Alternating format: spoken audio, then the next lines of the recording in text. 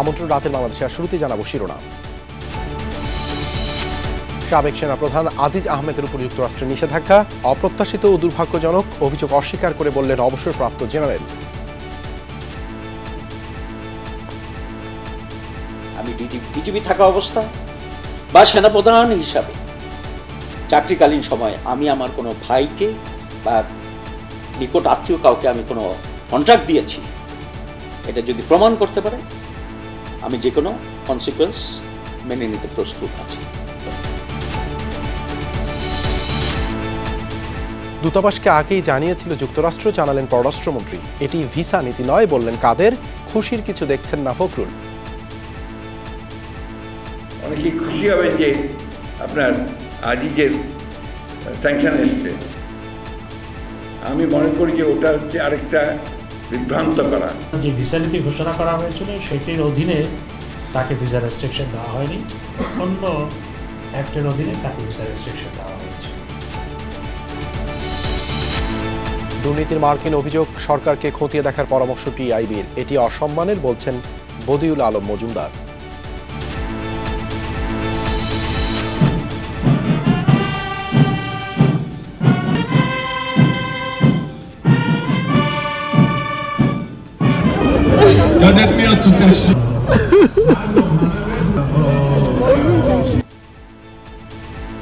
তেহরানে president Raisi সহ নিহতদের প্রতি সর্বস্তরের মানুষের শ্রদ্ধা। ইরান জুড়ে চলছে শোকের মাতম। হেলিকপ্টার বিধ্বস্তের তদন্ত শুরু।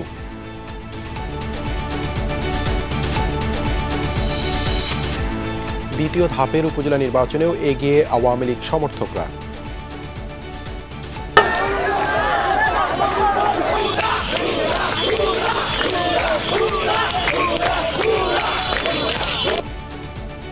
ভোট ঘিরে বিভিন্ন স্থানে বিচ্ছিন্ন সহিংসতা। কক্সবাজারে নিহত এক।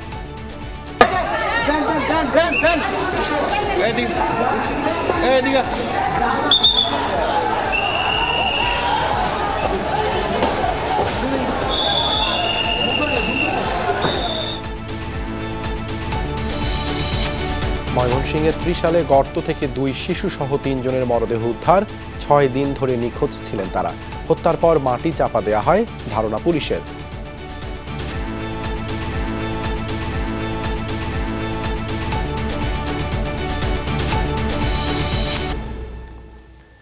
এতক্ষণ শিরোনাম দেখছিলেন, আপনাদের সঙ্গে আছি আমি দেবাশিস রঞ্জন সরকার। দুর্নীতিতে সম্পৃক্ততার অভিযোগে বাংলাদেশের সাবেক সেনাপ্রধান জেনারেল আজিজ আহমেদের উপর নিষেধাজ্ঞা দিল যুক্তরাষ্ট্র। স্থানীয় সময় সোমবার পররাষ্ট্র দপ্তরের ওয়েবসাইটে এই বিষয়ে বিবৃতি প্রকাশ করে যুক্তরাষ্ট্র। তাতে আজিজ আহমেদ এবং তাঁর পরিবারের সদস্যদের যুক্তরাষ্ট্রের প্রবেশের উপর কড়াকড়ি আরোপ করা হয়েছে। মার্কিন পররাষ্ট্র দপ্তরের মুখপাত্র ম্যাথিউ মিলার ওই বিবৃতিতে বলেন, উল্লেখযোগ্য দুর্নীতিতে সাবেক সেনাপ্রধান আজিজ আহমেদের সম্পৃক্ততার প্রমাণ মিলেছে।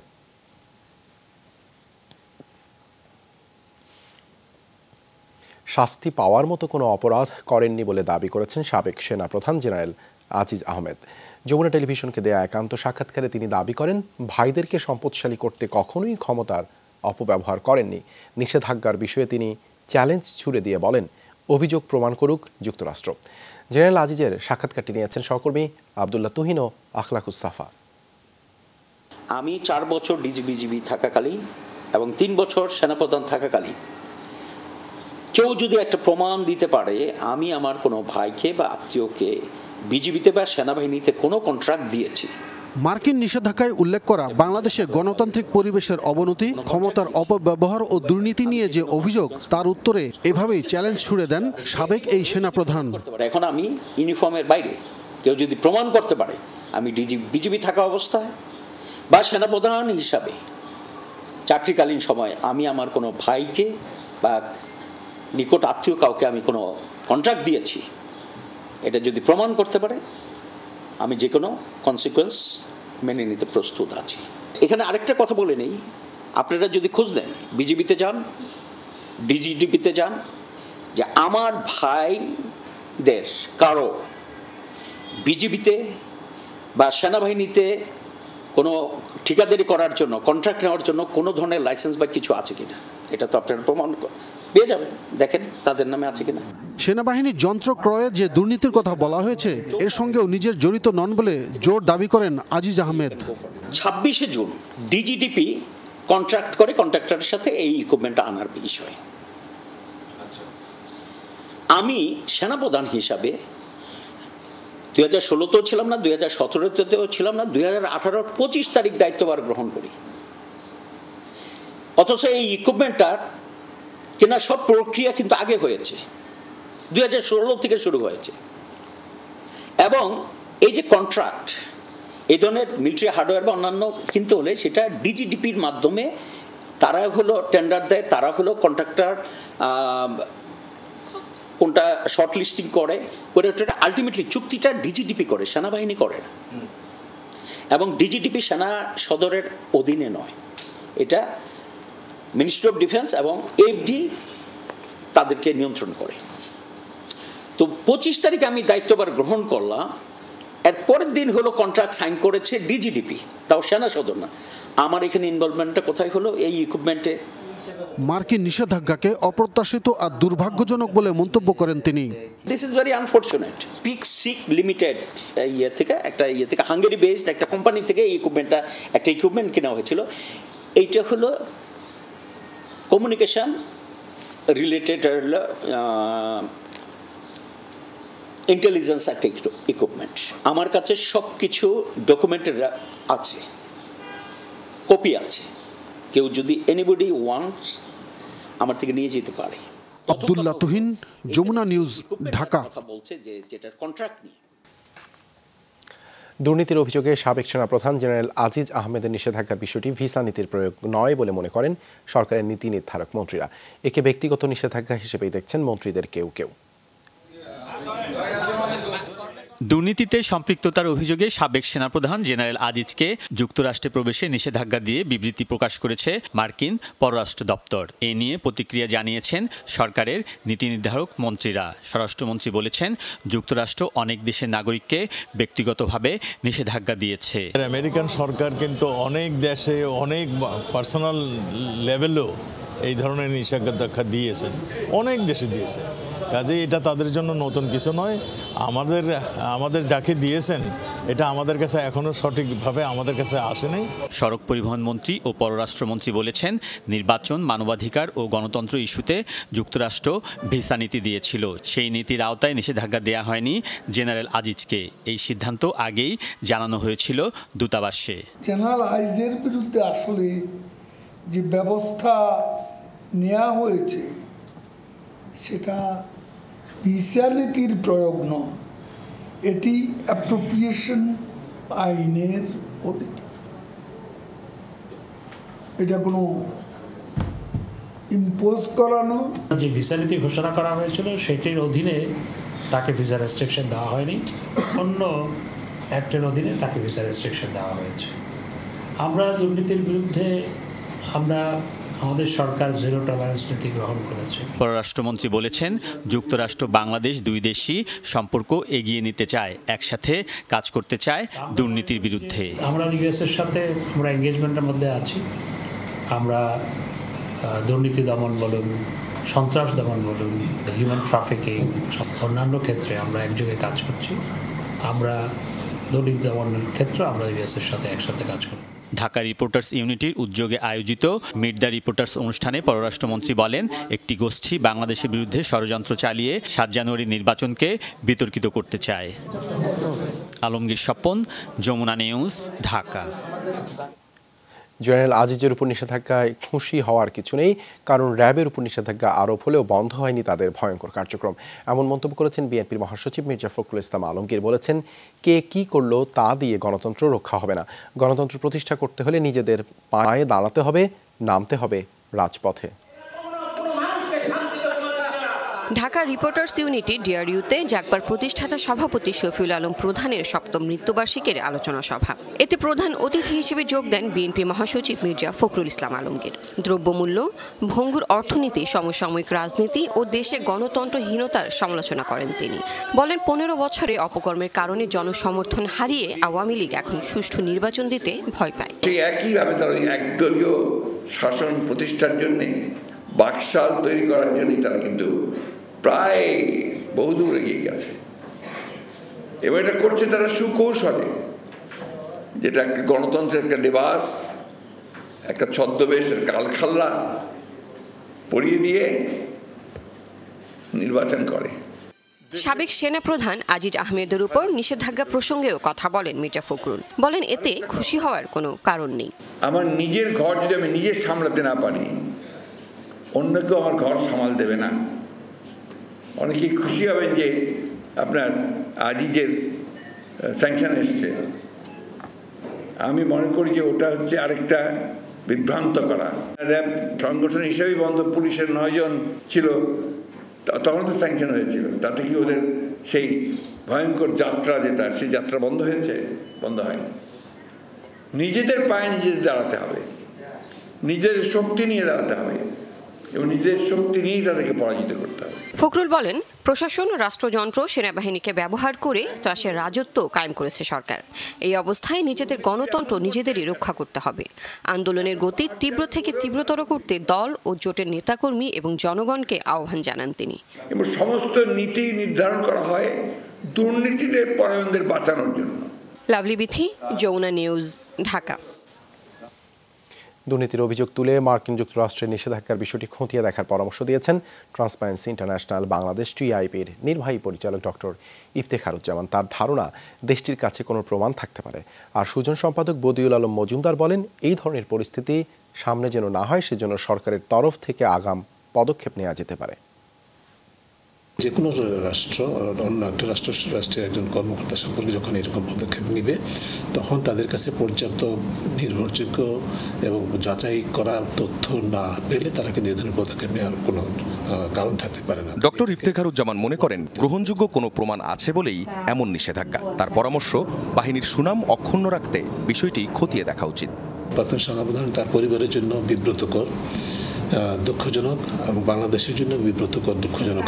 যে ধরনের দুর্নীতির প্রমাণ তারা পেয়েছে বলে বলছে, সেটা কিন্তু এককভাবে প্রাক্তন সেনাপ্রধানের পক্ষে করা সম্ভব হয় না। এখানে কিন্তু আরও অনেকের যোগসাজশের সম্ভাবনা এবং ইঙ্গিত রয়েছে। সুশাসনের জন্য নাগরিক সুজন সম্পাদকের মন্তব্য, এই নিষেধাজ্ঞা অসম্মানজনক।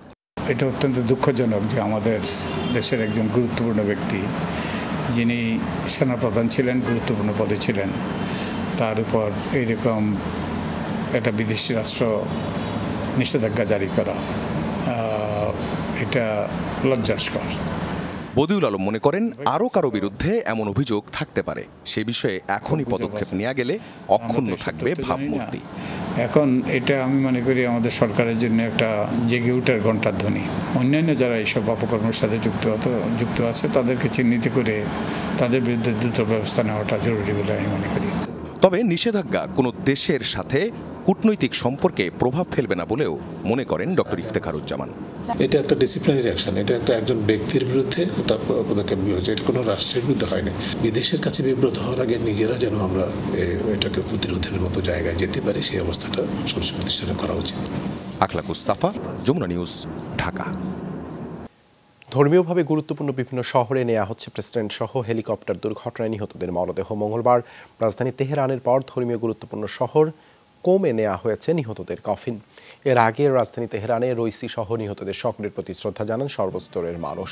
বিমানবন্দরে উপস্থিত ছিলেন দেশটির ধর্মীয় নেতাদের পাশাপাশি মন্ত্রিপরিষদ সদস্য এবং সেনা কর্মকর্তারা। বিমানবন্দরে প্রয়াত প্রেসিডেন্ট রইসি সহ নিহতদের প্রতি শোক জানান তারা। অনুষ্ঠিত হয় দোয়া মাহফিল। এ সময় তেহরান বিমানবন্দরের বাইরে ঢল নামে সাধারণ মানুষের। প্রিয় নেতার মৃত্যুতে মাতম করেন লাখো মানুষ। এর আগে ঐতিহাসিক ও ধর্মীয় স্থাপনা আর্ক অব তাবরিজে অনুষ্ঠিত হয় শোক সভা। লাখো ইরানি শোক জানান সেখানেও। জানাজার পর অনুষ্ঠিত হয় বিশেষ র্যালি। তেহরান থেকে কোমে রইসির মরদেহ নেওয়ার পর সেটি আবারও রাজধানীতে ফিরিয়ে আনা হবে। সেখানে জানাজার পর জন্মস্থান মাশহাদে নেওয়া হবে তার মরদেহ, সেখানেই তাকে দাফন করা হবে।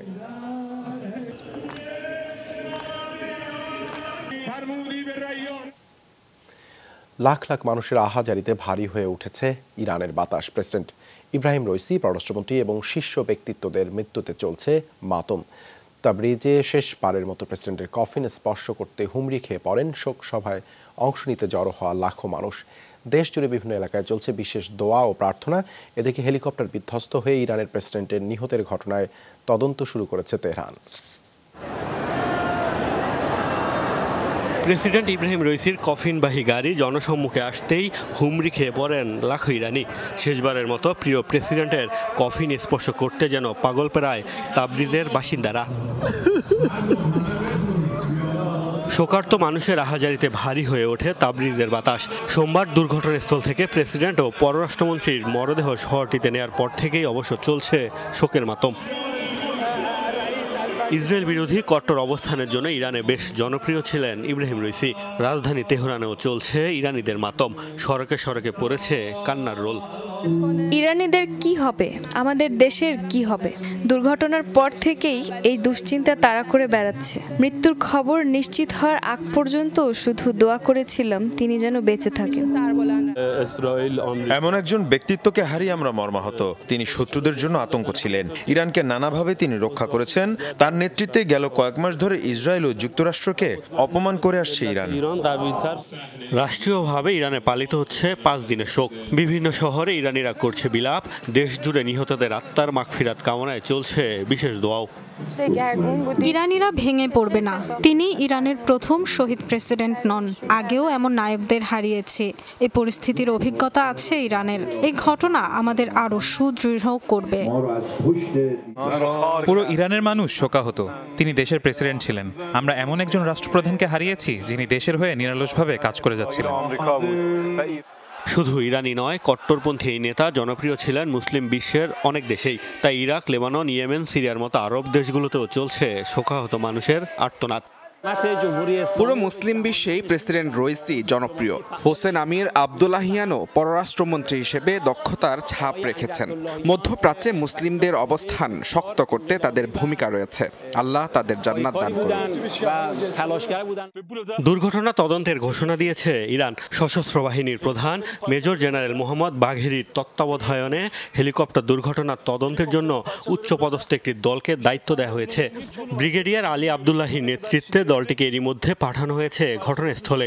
এদিকে বিধ্বস্ত হওয়া হেলিকপ্টারটির ট্রান্সপন্ডার থেকে সংকেত পাওয়া যায়নি। প্রাথমিক তদন্ত এবং যাচাই বাছাই শেষে এমনটি জানিয়েছে তুর্কি প্রতিনিধি দল। মোস্তফা মাহমুদ, যমুনা নিউজ। ইরানের প্রেসিডেন্ট ইব্রাহিম রইসি ও পররাষ্ট্রমন্ত্রী হোসেন আমির আবদুল্লাহিনের মৃত্যুতে একদিনের শোক পালিত হয় ভারতে। মঙ্গলবার দেশটিতে রাষ্ট্রীয়ভাবে শোক পালন করা হয়। এদিন রাজধানী নয়াদিল্লি সহ দেশটির বিভিন্ন জায়গায় সরকারি অফিসে অর্ধনমিত রাখা হয় ভারতের জাতীয় পতাকা। এদিকে মস্কোতে ইরানের দূতাবাসের সামনে ইব্রাহিম রইসি সহ নিহত সকলের স্মরণে ফুলেল শ্রদ্ধা জানান রুশ নাগরিকরা। সমবেদনা ও সহমর্মিতা জানান ইরানের নাগরিকদের প্রতি।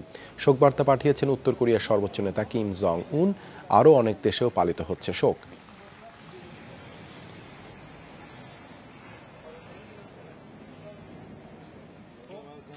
ইরানে ভয়াবহ হেলিকপ্টার দুর্ঘটনার জন্য যুক্তরাষ্ট্রকে দায়ী করল রাশিয়া। রুশ পররাষ্ট্রমন্ত্রী সের্গেই ল্যাভরভের অভিযোগ, প্রেসিডেন্ট ইব্রাহিম রইসিকে বহনকারী হেলিকপ্টার দুর্ঘটনার জন্য দায়ী এভিয়েশন খাতে মার্কিন নিষেধাজ্ঞা। ল্যাভরভের দাবি, এসব নিষেধাজ্ঞার কারণে হুমকিতে বিশ্বের এভিয়েশন খাতে নিরাপত্তা। ইরানের নিহত প্রেসিডেন্ট, পররাষ্ট্রমন্ত্রী সহ সবার সাথে আমার গভীর যোগাযোগ ছিল। সত্যি বলতে তাদের মৃত্যুর পর ইরানের পররাষ্ট্র নীতিতে পরিবর্তন আসার কোনো সম্ভাবনা আমি দেখি না। নিজেদের তৈরি আকাশযানের বিভিন্ন যন্ত্রাংশ সরবরাহের উপর নিষেধাজ্ঞা দিয়ে যুক্তরাষ্ট্র মানুষের জীবনকে ঝুঁকির মধ্যে ফেলে দিয়েছে। অনেক দেশই নিষেধাজ্ঞার কারণে তাদের দ্বিতীয় ধাপের 156 উপজেলার অনেকগুলোরই ফলাফল ঘোষণা শুরু হয়েছে। বাকি উপজেলাগুলোতেও চলছে গণনা। বেসরকারিভাবে বিজয়ীদের বেশিরভাগই আওয়ামী লীগের সমর্থক। পিরোজপুরের নেছারাবাদ, সিলেটের জৈন্তাপুর ও কোম্পানিগঞ্জে জয় পেয়েছে আওয়ামী লীগ নেতারা। শেরপুরের নাকলাতেও বিজয়ী হয়েছেন আওয়ামী লীগের মাহবুবুল আলম সোহাগ। সিলেটের গোয়াইনঘাটে নির্বাচিত হয়েছেন বিএনপির সদ্য সাবেক নেতা শাহ আলম স্বপন। কক্সবাজারের পেকুয়াতেও বিজয়ী হয়েছেন দলটির সদ্য সাবেক নেতা শাফায়াত আজিজ রাজু। এছাড়া পিরোজপুরের কাউখালীতে জয় পেয়েছেন স্বতন্ত্র প্রার্থী আবু সাইদ মিয়া। ফল ঘোষণার পর কর্মী সমর্থকদের নিয়ে আনন্দ উল্লাসে মেতে ওঠেন প্রার্থীরা। দ্বিতীয় ধাপের উপজেলা নির্বাচনের ভোট গ্রহণের সময় বিভিন্ন স্থানে সহিংসতার ঘটনা ঘটেছে। এতে নিহত হয়েছেন একজন, আহত বেশ কয়েকজন। কয়েক জায়গায় আধিপত্য বিস্তার, জাল ভোট আর কেন্দ্র দখলের সংবাদ সংগ্রহ করতে গিয়ে হামলার শিকার হন গণমাধ্যম কর্মীরা। ভোট গ্রহণের শুরুর দিকে পরিস্থিতি শান্ত থাকলেও বেলা গড়ানোর সাথে উত্তাপ ছড়ায় চট্টগ্রামের হাটহাজারী উপজেলায়। দুই চেয়ারম্যান প্রার্থীর কর্মী সমর্থকদের সংঘর্ষে রণক্ষেত্র চট্টগ্রাম বিশ্ববিদ্যালয়ের 2 নম্বর গেট এলাকা। চট্টগ্রাম বিশ্ববিদ্যালয় ল্যাবরেটরি স্কুল কেন্দ্র এবং জোবরা পিপি স্কুল অ্যান্ড কলেজ কেন্দ্রে প্রভাব বিস্তারের অভিযোগকে কেন্দ্র করে সংঘর্ষে জড়ায় চেয়ারম্যান প্রার্থী HM রাশিদুল আলম ও সোহরাব হোসেন নোমানের অনুসারীরা। এ সময় কয়েকটি ককটেল বিস্ফোরণ হয়। সংঘর্ষে আহত হন অন্তত 15 জন। দুই পক্ষের প্রার্থীগণ একটু উত্তাপ তৈরি করার চেষ্টা করেছিল এবং কেন্দ্রের মধ্যে একটা বিশৃঙ্খল পরিবেশ করার পায়তারা করছিল। জেলা প্রশাসন, পুলিশ প্রশাসন, র্যাব, বিজিবি, আনসার সবাই মিলে সেখানে আমরা শক্ত অবস্থান নিয়েছি। কক্সবাজারের ঈদগাঁও উপজেলায় সমর্থককে মারধর এবং ভোট কারচুপির অভিযোগে সড়ক অবরোধ এবং বিক্ষোভ করে চেয়ারম্যান প্রার্থী সেলিম আকবরের কর্মী সমর্থকরা। বিকেলে পোখালী এলাকায় প্রতিপক্ষের ছুরিকাঘাতে নিহত হন চেয়ারম্যান প্রার্থী আবু তালেবের সমর্থক সবুর আলম। ব্রাহ্মণবাড়িয়ার আখাউড়া উপজেলার দেবগ্রাম মডেল পাইলট উচ্চ বিদ্যালয় কেন্দ্রে ব্যালট বাক্স ছিনিয়ে পুকুরে ফেলে দেয় এক চেয়ারম্যান প্রার্থীর সমর্থকরা। ভোট গ্রহণ শেষ হওয়ার আগ মুহূর্তে এই ঘটনা ঘটে। মাদারীপুরের কালকিনি উপজেলায় লক্ষ্মীপুর সরকারি প্রাথমিক বিদ্যালয় কেন্দ্রে চেয়ারম্যান প্রার্থী নুরুজ্জামান সর্দারের উপর হামলা চালায় প্রতিপক্ষের সমর্থকরা। সংঘর্ষে জড়িয়েছে রাজশাহী দুর্গাপুর উপজেলা পরিষদের 2 চেয়ারম্যান প্রার্থীর সমর্থকরা। আধিপত্য বিস্তার নিয়ে নোয়াপাড়া ইউনিয়নের একটি ভোট কেন্দ্রের বাইরে চেয়ারম্যান প্রার্থী আব্দুল মজিদ ও শরীফুজ্জামান শরীফের কর্মীদের মধ্যে মারামারি হয়। এতে আহত হয় 6 জন।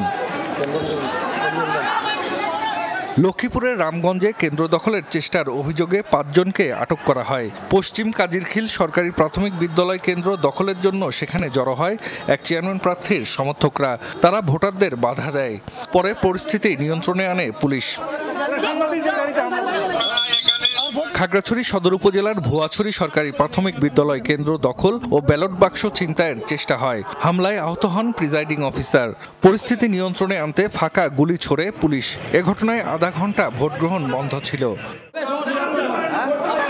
এদিকে পেশাগত দায়িত্ব পালন করতে গিয়ে কয়েকটি স্থানে বাধার সম্মুখীন হন গণমাধ্যম কর্মীরা। হামলাও চালানো হয়।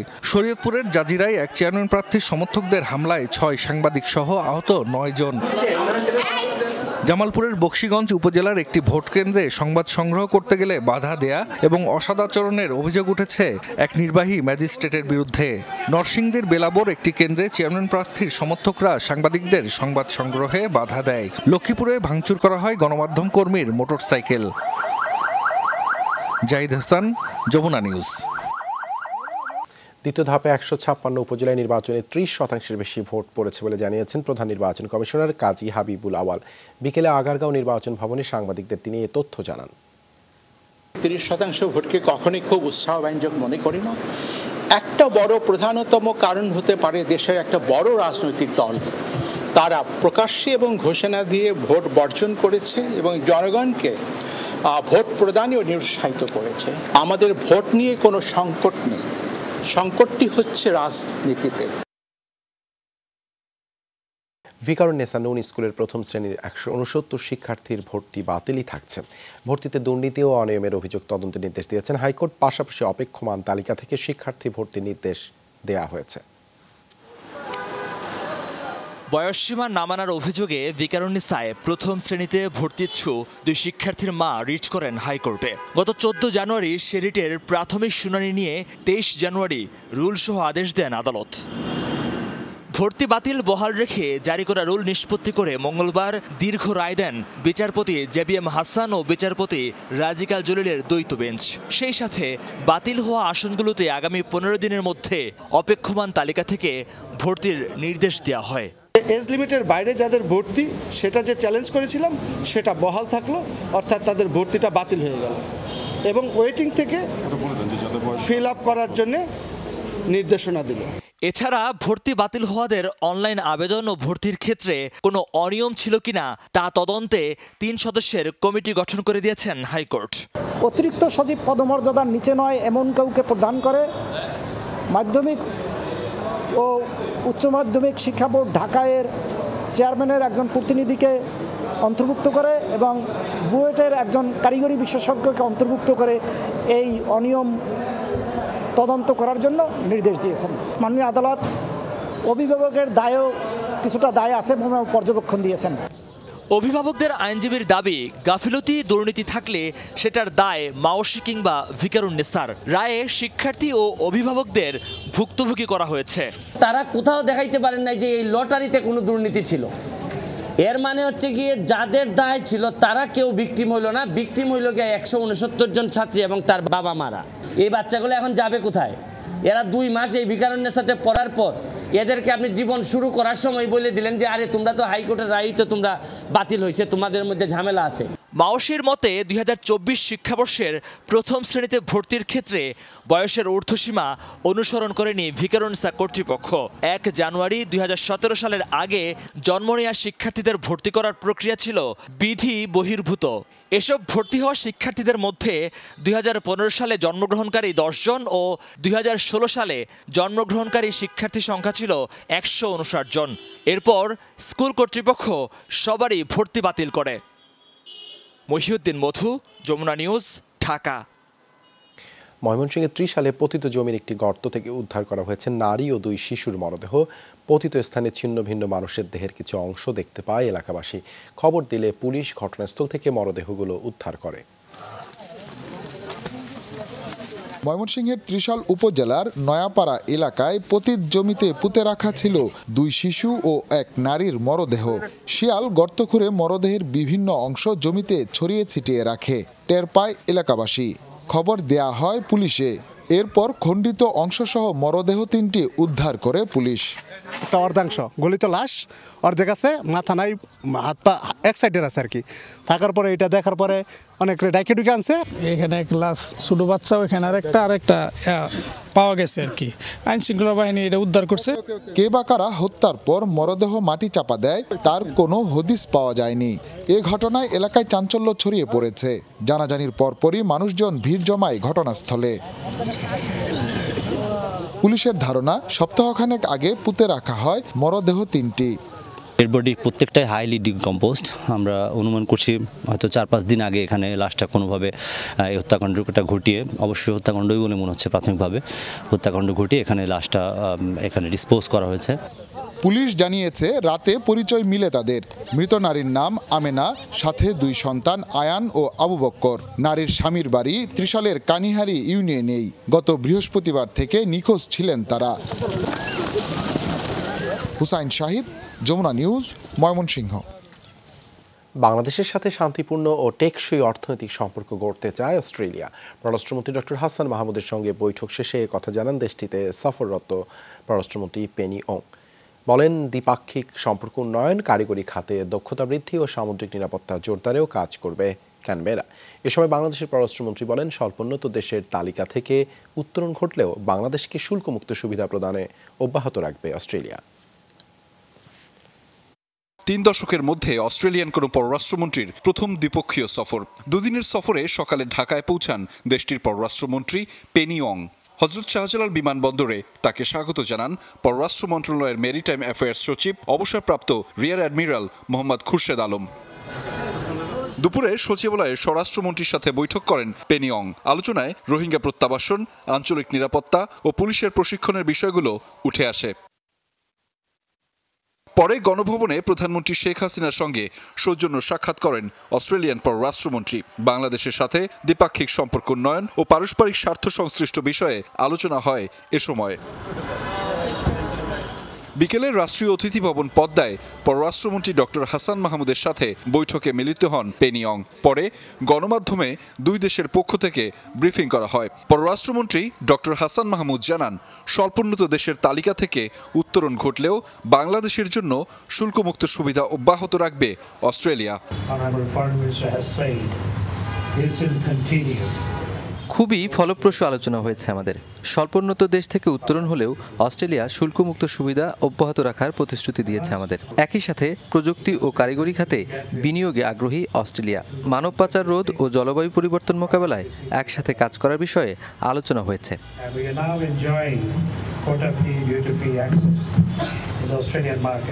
অস্ট্রেলিয়ান পররাষ্ট্রমন্ত্রী পেনি ওং জানান, বাংলাদেশের সাথে শান্তিপূর্ণ ও টেকসই অর্থনৈতিক সম্পর্ক গড়তে চায় অস্ট্রেলিয়া।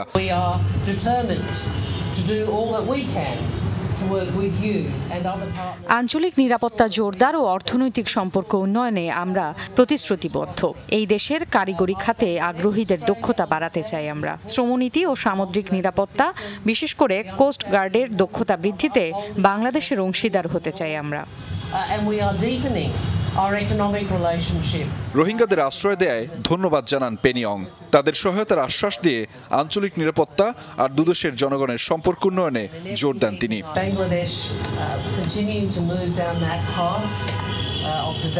দুই দেশের মানুষে মানুষের সম্পর্ক উন্নয়নে আমরা কাজ করতে চাই। গণতন্ত্র, মানবাধিকারের মতো বিষয়গুলো উন্নয়নে আমরা অংশীদারি হয়ে কাজ অব্যাহত রাখতে চাই, যাতে বাংলাদেশ এই অঞ্চলে গুরুত্বপূর্ণ ভূমিকা রাখতে পারে। বুধবার সকালে কক্সবাজারের রোহিঙ্গা ক্যাম্প পরিদর্শন করবেন পেনি অং। বিকেলে ঢাকায় কয়েকটি বৈঠক শেষে রাতেই ফিরে যাবেন অস্ট্রেলিয়া। আহমেদ রেজা, যমুনা নিউজ, ঢাকা। এই ছিল রাতের বাংলাদেশে এতক্ষণ সাথে থাকার জন্য ধন্যবাদ সবাইকে।